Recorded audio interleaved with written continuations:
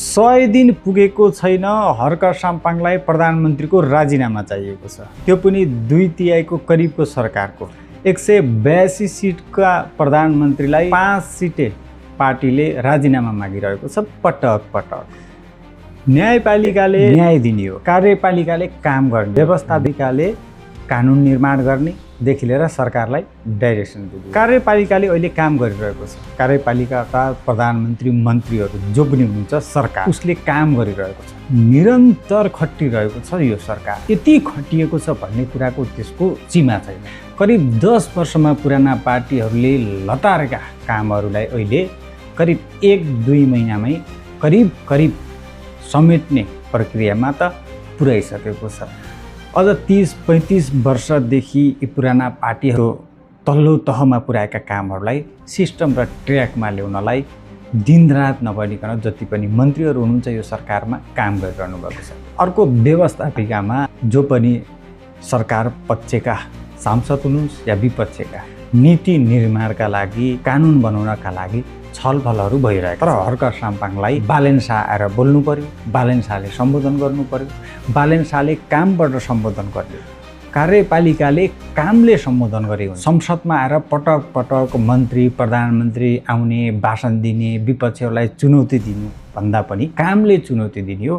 काम भइरहेको छ। बालेन शाह त्यति लामा भाषण गर्न, लामा अभिव्यक्ति दिन उहाँको रुचि पनि छैन, उहाँ त्यो किसिमको मान्छे पनि होइन। बालेन शाहले निरन्तर सबैलाई राखेर छलफल गरिरहनु भएको छ, काम गरिरहनु भएको छ। तर हर्क साम्पाङलाई राजीनामा चाहिएको छ। विपक्षी भइसकेपछि आवाज उठाउनु, सरकारलाई सचेत बनाउनु केही हदसम्म राम्रो हुन्छ होला। तर त्यो हदभन्दा पनि माथि गयो भने त्यो फितलो मात्रै हुँदैन।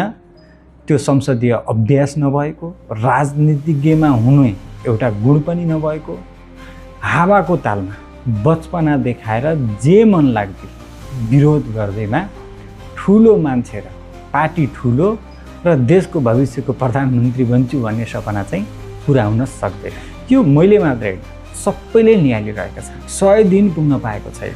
कतिपय थोरै रकम भएका सहकारी पीडितहरूको रकम फिर्ता हुन लागिसकेको छ। अर्को सुकुम्बासी र हुकुमबासीहरू छुट्याउने प्रयास भइरहेको, न्यायालयमा भएको व्यथिति र भ्रष्टाचारको अन्त्यका लागि प्रयास भइरहेको थियो। बल्ल न्यायाधीश नियुक्ति हुनुभएको छ। अरू थुप्रो कामहरू अब बजेट आउँदैछ, जस बजेटमा अब सरकारका नीतिमा छलफल भइरहेका छन्। अब सरकारको यो नीति पास भएपछि, बजेट पास भएपछि त्यसपछि सरकारले के कस्ता काम गर्छ, राम्रा काम गर्छ कि भ्रष्टाचार गर्छ कि, त्यसपछि आवाज उठाउन शोभनीय दिन थियो होला। तर अहिले हतारो गरेर जसरी विपक्षी हो म त बोल्न पाउनुपर्छ, विपक्षीको हुन्छ संसद भनेर त्यो ताइन तुईको आवाज निकालेर हर्क साम्पाङले राम्रो गरेन, आफ्नै राजनीति सकाउँदैछ।